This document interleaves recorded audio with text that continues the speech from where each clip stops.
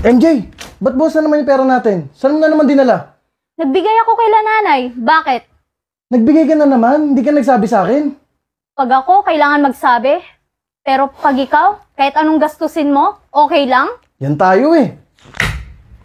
Hira ka. Nakakainis ka talagang babae ka. Oh, ano naman nangyari sa inyo? Si MJ kasi ma, binawasan na naman yung pera namin. Ano? Hindi na naman nagsabi. Asan yung babaeng yan? Yan, nandyan. Lumabas ka nga dyan, MJ.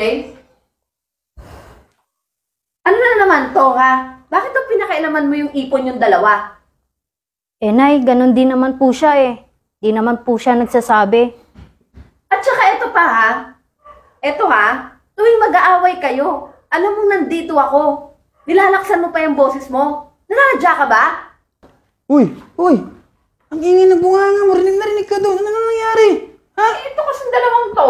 Nag-aaway na naman. Ba naman kayo? Ba't ikaw ang maingay? Ha? Ipasok mo muna yung bata sa kwarto. Sige na. Ano ba naman? Ito na naman tayo. Awa ng Diyos naman talaga. Ano ba nangyayari? Magmula nung lumipat kayong dalawa dito. Ito kasing mga to, nagsisigawan na naman. Pati ako nagulat. Ano na naman problema, Alfred? Kasi pa, yung pera namin, ginalaw na naman eh. Pera na naman. Kunyemas na pera. Akala mo naman kalalaki ng pera nyo. Magsiupo nga kayo rito. Upo kayo rito. Pinag-usapan na natin to bago kayo lumipat dito. Yan ang pinaka-ayoko eh. Dadalhin nyo dito yung ugali nyo sa kabila eh. Ikaw, dito ka nga. Ano na naman yung problema nyo sa pera? Pa, kasi ito eh. Umabalik yung ugali. Nagdidesisyon lang din nagkasabi sa akin. Ano, MJ? Pa, ganun din naman po siya. Kaya hindi kami nakakaipon eh, kung ano-ano binibili niya. Pa naman yung issue nyo? Di ba nag-usap na tayo? Kaya kayo umalis dun sa kanila. Kasi nga, ganun kayo dun, maingay. Ikaw, di ba, nag-usap din tayo. Sabi mo, nakukupalan ka dun sa mga magulang na MJ. Ngayon, kupal ka na rin sa kanya. Ha? MJ, huwag kang magagalit ha. Pasensya ka na magiging kupal din ako sa'yo ngayon ha. Ikaw namimiyasa ka rin talaga. Ang lakas mong magmura. Ganun din po si Alfred nung nandun po siya sa amin. So, ganun nga nangyayari sa inyo. Hindi kayo titigil ng gantihan. Alam niyo ba yung pagmumura na yan? Napakasagwang pakinggan. Ha? Hindi ka naman siguro binuhay ng magulang mo sa ganung paraan. At lalong hindi namin to binuhay sa ganung paraan. Ha? Ang pinakabiling-bilinan ko, paglipat nyo rito, itigil nyo yung mga diskusyon nyo. Ang asikasuhin nyo yung nag-iisang anak nyo. Laging pera ang issue nyo. Ano ba mga plano nyo sa buhay? Pa, kasi nag-usap na kami. Kaya kami nag-iipon para makapagnegosyo. Tsaka yung pangarap namin mag-travel. Alam nyo, maganda yung pangarap nyo eh. Kaya lang tingin ko sa inyong dalawa, ang sumisira sa pangarap nyo, sasamahan nyo, inggit. Negosyo, travel, mindset nyo. Hindi nga kayo marunong mag-budget eh. 4 na taon na ang anak nyo, kaya hindi kayo nakakaipon. Sa sobrang taas ng pangarap nyo, sinisira na yung relasyon nyo. Kasi milit yung tumingin sa ibang tao. Nag-travel yung katrabaho ko. May negosyo na yung pinsan ko. Nag-travel yung mga ibang kakampanya namin. Kailangan ganun din tayo. Ngayon, pag hindi nyo natupad, Pag hindi nyo natupad, nag-aaway kayo. Silipan kayo parehas. Pag nagbigay doon, silip ka. Pag nagbigay ka dito, silip siya. Mariosip kayo. Saan kayo dadalhin? Lumalaki yung anak nyo, wala kayo naiipon. Tapos travel. Ang titindi ng mindset nyo, travel. Travel pa kayong nalalaman? Yung ginagamit nyo nga araw-araw, hindi nyo mabudget eh. Travel pa kayo, ha? Magkano sinasahod mo sa buwan? 35K. Ikaw, MJ? Almost same lang po pa. Tingnan nyo. Alfred, MJ.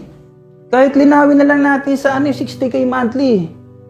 Yung 60K na yun, sa 4 na taon na yung anak nyo, wala kayo naipon, saan nyo dinadala? Ibig sabihin lahat na uubos sa padala mo sa magulang mo? Ibig sabihin, ikaw sa luho mo rin? Aba, siniswerte ata kayo. Tapos mag-aaway kayo sa pamamahay ko, ipaparinig nyo sa amin dahil sa pera. Tapos travel, negosyo. Nilaruan nga ng anak niyo, hindi kayo makabili. Kami pa magbibili niyan eh.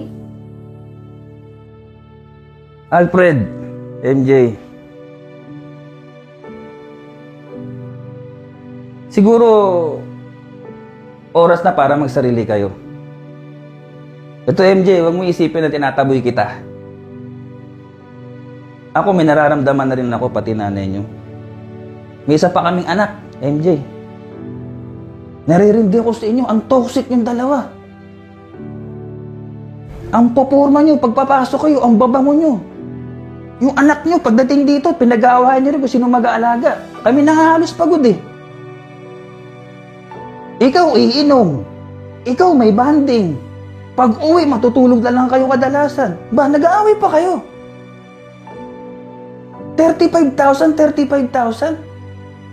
Ang linaw ng pera nyo. Hindi nyo ba alam na kaya kayo binigyan ng Diyos ng ganyang trabaho? Para buhayin nyo na maayos yung anak nyo. Panahon na para magsulo na kayo. Kalimutan niyo yung travel na yan. Kalimutan niyo yung negosyo na yan hanggat hindi kayo marunong mag-budget. Yung 70,000 na yan, ha? Ibawas mo yung upa, Alfred. Ha? Tubig, kuryente, internet nyo, pagkain. Malaki pa yung matitira sa isang buwan. O ganito na lang kasimple. Yung sahod mo, di na magagalaw. Yung kanya lang, may 35K kayo monthly kahit umupa kayo, Alfred. Wala kayong pag-aawayan. Alam niyo kung bakit ganyan kayo? Kasi minasasandalan kayo eh. Pag nag-away kayo doon kila MJ, sandal kayo dito. Pag nag-away kayo dito, sandal kayo doon. Ha? Naturingan kayong gaganda ng trabaho nyo. Binigyan kayo ng biyaya ng Diyos para sa anak nyo.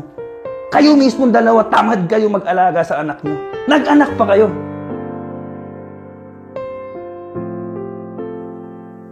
Pa, pasensya na. Usap na lang namin ulit na MJ ito. Ano, Alfred? Pag-usapan? Mag-limang taon na yung anak niyo. Hanggang ngayon, pag-uusapan niyo pa rin? Ay, Diyos ko naman kayo, mga bata kayo. Tama na, Alfred.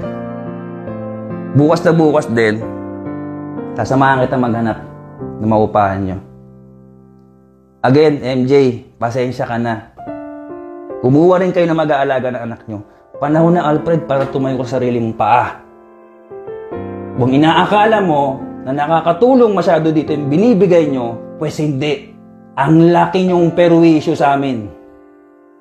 70,000 pala sinasahod nyo. Ako wala pang 20 monthly. Malusog ang nanay at kapatid mo. Kayo 70,000? Nagsisilipang kayo. Negosyo. Travel. Ngayon, kung hindi ka pa rin makikinig, kayong dalawa, ha? Maghiwalay kayo na maaga. Para maaga ka makakuha, maaga ka rin makakuha, at maaga kayo makarecover. Tignan natin kung magtsatsaga yung mga bagong karelasyon nyo sa anak nyo nag-iisa.